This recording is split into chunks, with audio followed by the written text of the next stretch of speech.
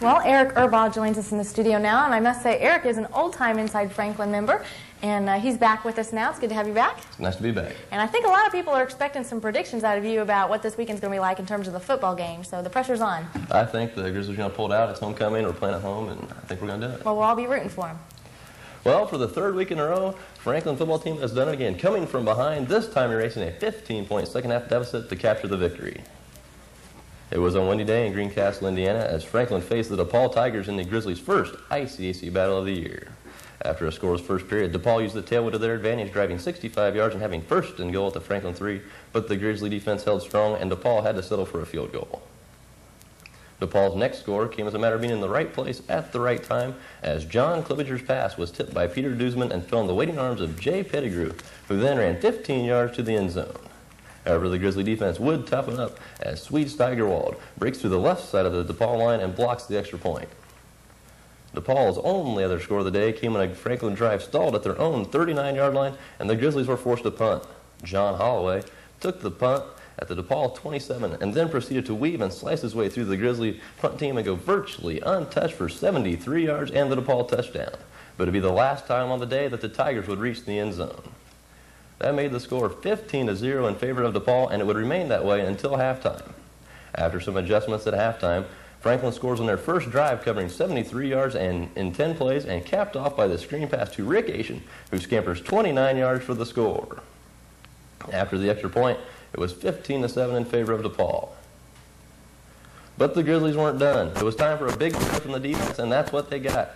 A Clevenger pass on touchdown. You're taught to knock that pass down. Steigerwald rumbles down the sideline, picking up a nice block from Andy Kennedy and taking the ball down to the DePaul 5-yard line.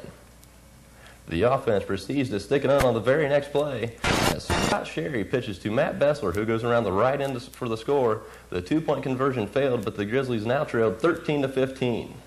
However, on DePaul's next series, Clevenger is picked off again, this time by Stanley Bells, this setting up a 28-yard field goal by Sean Mahoney. Field goal Mahoney into the wind and just does make it through. This put the Grizzlies up for good, 16-15. However, the Grizzlies still weren't done. Jim Rose blocked the DePaul punt, setting up this 21-yard by Rick Asian, who smells the end zone and goes over the top for the score. Asian's score set up an important extra point by Mahoney to put the Grizzlies up by 8. And Mahoney delivers. Franklin ended up getting the ball back with 2:52 left, but couldn't pick up a first down. DePaul had 55 seconds to work with. It was up to the defense to hold on. But DePaul gets a first down on a questionable pass interference penalty right here on third down. However, the Grizzlies were not to be denied as Mike Brower gets his 5th interception of the year, picking off backup quarterback Steve Gano at the Franklin 3-yard line. The fans are starting to feel it as the offense proceeds to run out the clock, and the Grizzlies celebrate their 3rd win in a row and go 1-0 in the ICAC. The Grizzlies play host to Anderson Saturday, who is also 1-0 in the conference. In related news, junior Mike Smith is leading the nation in kickoff returns in Division III. Smith has 4 returns for 118 yards. Smith is the first Franklin football player to lead an NCAA Division III statistical category. The Franklin volleyball team won the IUPUI Classic Saturday. The ranked Grizzlies defeated Marion College, Kentucky Wesleyan, and IUPUI all in straight sets. They also defeated Marion College Tuesday night. The Grizzlies are ranked 5th in the Great Lakes region. In golf, the men's team finished 2nd in the Manchester College Invitational. The Grizzlies were led by freshman Ryan Easton, who shot a career-best 77. The team finished with a combined 314, just 3 strokes behind team champion Marion College.